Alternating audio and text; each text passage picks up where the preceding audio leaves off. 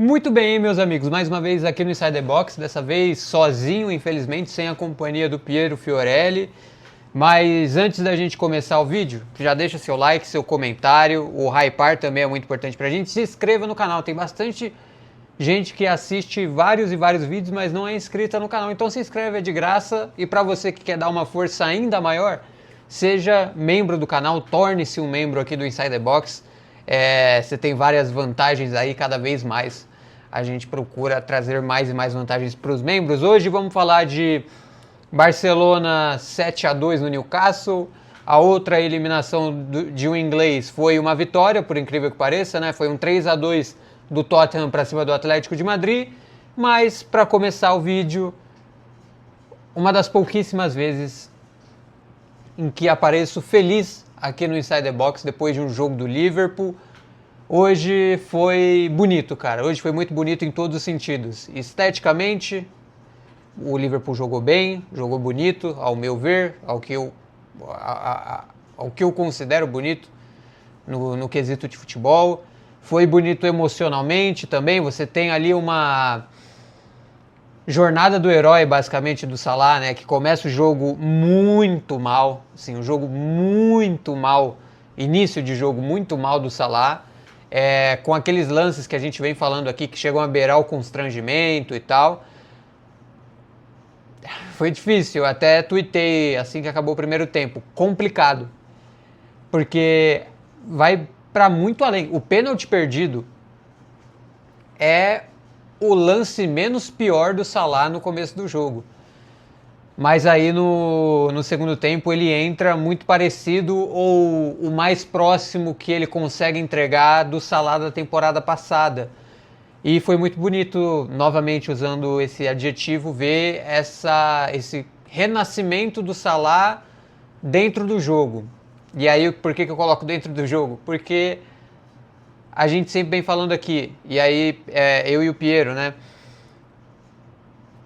Toda vez que o Liverpool joga bem assim, a gente fala, puta, será que é o jogo da virada de chave? Será que é o jogo da virada de chave coletiva? Será que é o jogo da virada de chave do Salah? Será que agora vai, agora vai? E aí no vídeo seguinte, a gente está aqui, puta, o Liverpool não conseguiu virar a chave, o Liverpool perdeu de novo, ou o Liverpool ganhou, mas a atuação foi muito ruim. Ou o Liverpool ganhou jogando bem, mas o Salah, usando esse exemplo específico, jogou mal de novo, ou o Salah jogou bem, mas o Liverpool jogou mal. Então, assim, pra mim, é agora ou nunca. Ou a virada de chave acontece, ou é fim de temporada. Eu acho que o Liverpool já teve muitas oportunidades pra virar a chave e não conseguiu. Eu acho que essa é a última da temporada. Porque, assim, se não virar a chave agora, o Liverpool instável não vai conseguir passar pelo PSG, entende? Então, eu acho muito difícil que se o Liverpool chega pro confronto contra o PSG da maneira que chegou pro confronto com o Galatasaray, eu acho que vai ser feio, tá? E aqui não é zica reversa, não é nada. Eu acho que o encaixe de jogo é muito perigoso pro Liverpool. E ainda mais considerando um Liverpool instável. Se virar a chave com o jogo de hoje, aí é outra análise, aí é uma análise que a gente vai fazer mais perto do jogo contra o PSG. Tem muito tempo ainda até esse jogo, 3 semanas. Vamos ver o que vai ser do Liverpool, o que vai ser do Salah, o que vai ser do Ekitike, que hoje fez um grande jogo, apesar de perder algumas chances de gol, apesar de ter alguma dificuldade em finalizar jogadas. O Ekitike estava em tudo, aquele filme lá, né? Tudo em todo lugar ao mesmo tempo no ataque do Liverpool. Ele caía pela esquerda, ele caía pela direita, ele era o meia... Ele chegou até a fazer o papel de um meia, assim, mais recuado, de um segundo atacante, melhor dizendo. Tinha hora que ele estava fincado na área, hora que ele voltava para recuperar, voltava para ajudar a marcar. Foi um baita jogo do Ekitike também. Para mim, o cara do jogo do Liverpool foi o Szoboszlai. Para além do gol, se o Ekitike é o tudo em todo lugar ao mesmo tempo do ataque, O Szoboszlai é o tudo em todo lugar ao mesmo tempo de todas as posições possíveis dentro de campo já existentes no futebol, desde que duas pessoas começaram a chutar uma bola no chão. O jogo do Szoboszlai é muito bom, é muito, muito bom. É um cara que tinha hora que ele estava ajudando o Frimpong na defesa pela lateral direita, e aí tinha hora que ele era o ponta direita, o ponta esquerda, ou meias pelos lados, né, como o Liverpool joga no 4-2-3-1. Tinha hora que ele era o 10 e foi como ele mais jogou. Hora ele voltava para construir o jogo com o Gravenberch e McAllister. McAllister que também fez um jogo muito bom, com e sem bola. O McAllister tem decepcionado algumas vezes nessa temporada, mas de uns tempos para cá me parece que tá indo a passinhos de tartaruga, mas tá indo. Tá voltando a ser o McAllister que a gente conhece pelo Liverpool. O Gravenberch acho que fez um jogo menos brilhante do que ele está acostumado, mas ainda assim muito bom. É muito doido como ele consegue abrir o campo para o Liverpool jogar. Quando tá tudo muito pressionado, ele com uma finta, ele com um passe, consegue abrir os caminhos para o Liverpool. Ele é muito essencial para o time do Liverpool. Quem mais do meio? Wirtz. Se eu tinha criticado muito o Wirtz, assim como o fiz com o Ekitike, o jogo de hoje é só elogios para os dois. Kerkez jogou muito bem. O Frimpong achei que poderia ter ido um pouco melhor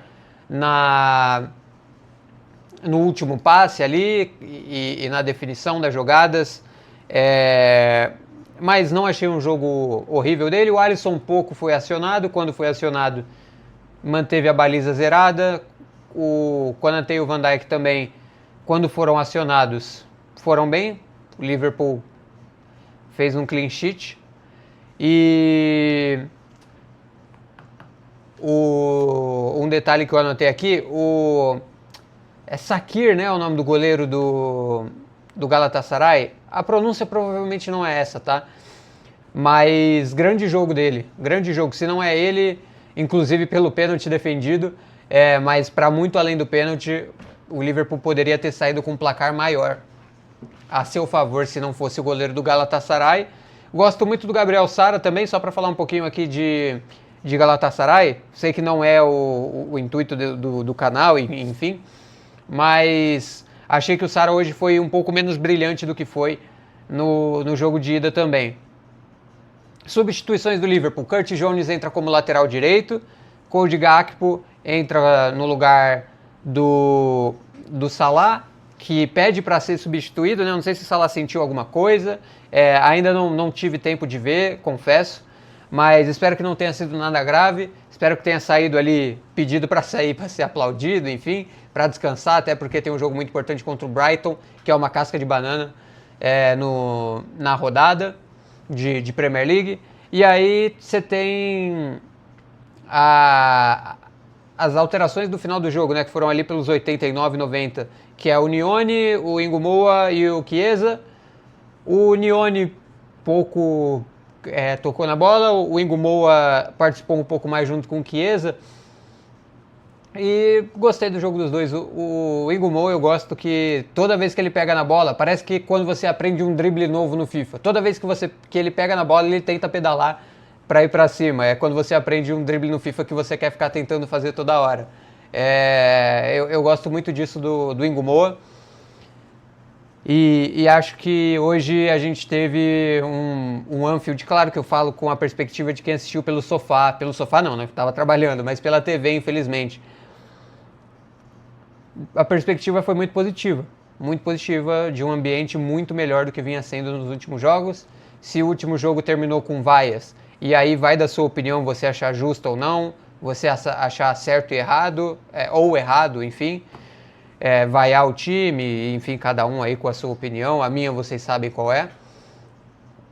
Acho que o ambiente terminou de uma forma muito, muito, muito bonita, muito amistosa, até porque o Liverpool classificou e ganhou de 4-0, mas eu acredito, e aí é fácil falar com o Liverpool classificado, mas eu acredito que se o Liverpool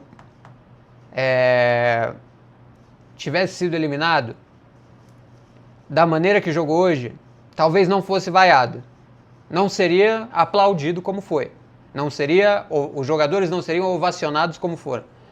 Mas não seria vaiado, porque a postura, ao meu ver, conta mais do que o resultado em si para a torcida que vai ao jogo, né? Para a torcida local ali, ou para os turistas que vão, enfim, para quem está no estádio.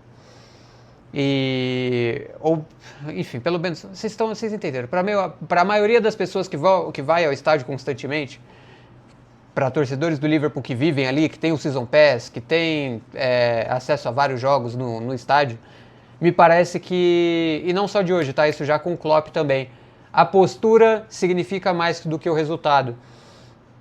Então, se o Liverpool fosse eliminado, mas jogando o futebol que jogou hoje, não acho que o time seria ovacionado como foi, mas tenho minhas dúvidas se seria vaiado. Falando em postura, hoje o Liverpool muito mais rock and roll. Muito mais rock and roll é forte, tá?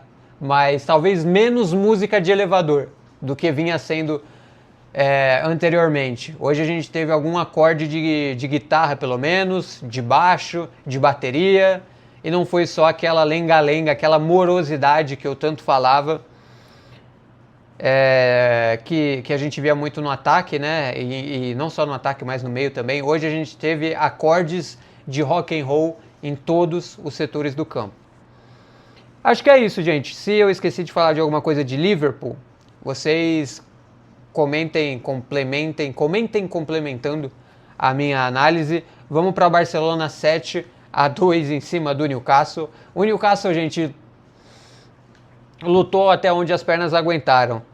É um time que saiu perdendo de 1-0, conseguiu fazer o 1-1, aí toma o 2-1, faz o 2-2 e aí no segundo tempo só dá Barcelona. Um show do Rafinha, Lewandowski sai com 2 gols, apesar de perder alguns gols claros ali na cara do gol. Tem um no primeiro tempo ainda. Gol do Yamal, gol do Fermin Lopes também, gol do Marc Bernal. Para mim, craque do jogo, Rafinha. E do lado do Newcastle, óbvio, Elanga, que faz os 2 gols do time na partida. E aí, acho que vai muito daquilo que a gente fala do Newcastle, que é um time muito físico, é um time extremamente, talvez, dependente do bônus que o ambiente do St. James's Park dá para ele. Então, eu esperava que o Barcelona fosse se classificar sobre o Newcastle, mas não do jeito que foi. Eu, até o 2-2, estava ali dentro do que eu imaginava, um jogo mais de trocação, mas eu achava que seria 3-2 o placar final, jamais 7-2, jamais. E fica aí a passagem do Newcastle na Champions, acho que é positiva, mas agora é virar a página para a Premier League, porque na Premier League tem cometido alguns deslizes também que podem custar a classificação para a próxima Champions, né? Cadê? O Newcastle já está em 9º. E está ali a 6, 7 pontos do Liverpool, que está em 5º. Provavelmente, é que agora com a maioria dos ingleses caindo, não sei, mas talvez seja G5, né? A Premier League para a Champions. Então você está a 7 pontos do G5, fica difícil. Newcastle vai ter que dar a sacudida para conseguir recuperar essa diferença que tem para o G5 e tentar entrar nessa briga com Aston Villa, Liverpool e Chelsea, ser mais um aí que vai incomodar por essa última vaga de Champions League, se é que ela vai vir, né? Imagino que sim, tá? Eu não sei se tem confirmado já, enfim, deveria ter pesquisado isso, não pesquisei ainda.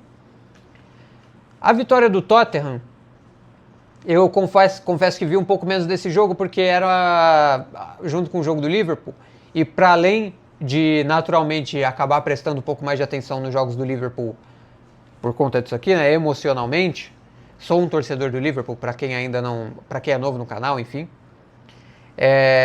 Mas a gente na TNT aqui na redação temos algumas TVs, então aqui tinha o jogo do Liverpool e aqui tinha o jogo do Tottenham.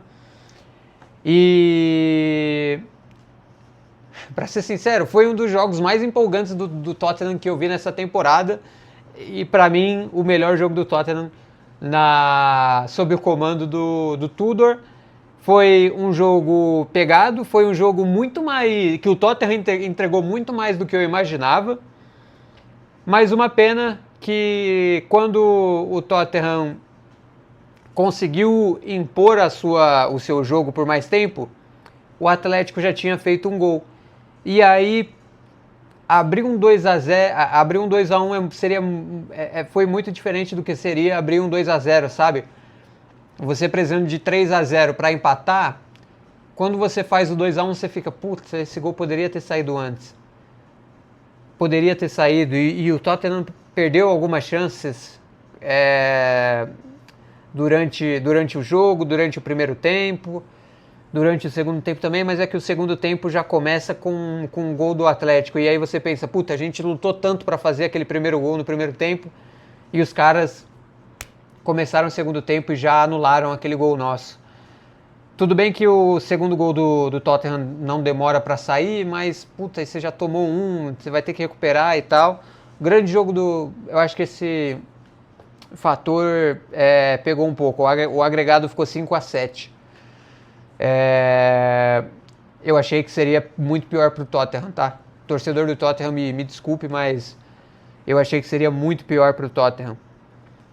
Eu achava que era mais capaz, se alguém chegasse em mim e perguntasse, ó, um dos ingleses vai ser eliminado tomando 7-2 na volta. Eu chutaria o Tottenham antes do Newcastle, por exemplo. Um grande jogo do Xavi Simons, sai com 2 gols. O Colomoni perdão. O Colomoni faz o primeiro gol. Um grande jogo do Vicário, por incrível que pareça, tomou 2 gols, enfim, mas fez grandes defesas. Se não fosse o Vicário, poderia ter sido pior. E do lado do Atlético de Madrid, fica só aquele ponto de atenção que eu já vi a Tati Mantovani falando, que é um time que conseguiu acertar o ataque, ser um time um pouco mais ofensivo, mas acabou tendo alguns problemas defensivos, né, que vão e tal, é um time meio oscilante. Que oscila defensivamente, melhor dizendo. Então, fica esse ponto de atenção. E aí, pra gente passar os confrontos, a gente tem Barcelona e Atlético de Madrid, e Sporting e Arsenal de um lado. Do outro lado, temos PSG e Liverpool, Real Madrid e Bayern de Munique. As quartas de final da Champions prometem, tá? Infelizmente, não deu pro Bodo Glimt, o xodó do Brasil, o Mirassol das Neves, mas temos 2 ingleses. Doideira, né? Você tinha 6 ingleses de 16 times e agora você tem 2 de 8. Doideira como os ingleses derreteram nas oitavas de final. Torcedores de Newcastle e Tottenham, por favor, complementem aqui a minha análise. Infelizmente não temos o Pierinho hoje, mas acho que consegui entregar algo próximo do que vocês merecem, tá? Deixa o like se você não deixou ainda, se inscreva no canal, vamos tentar bater esses 10 mil antes do fim da temporada. Tá acabando já a temporada, tem mais 2 meses aí. Será que a gente consegue? Contamos com a ajuda de vocês e é isso. Vou encerrar o vídeo antes que eu me lembre de mais alguma coisa. Lembrei. O dedo do Noah Lang. Rapaz, o que aconteceu com ele, né?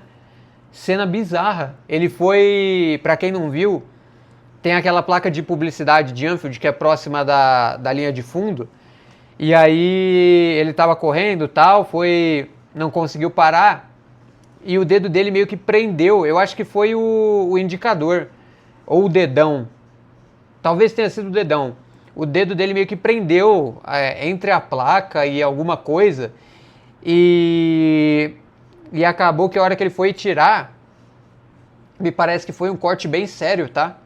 Me parece que foi um corte seríssimo, assim.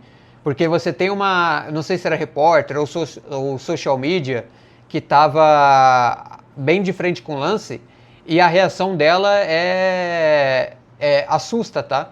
E a própria reação do Noah Lang, que começa a ficar todo vermelho, o dedo fica roxo na hora e muito sangue.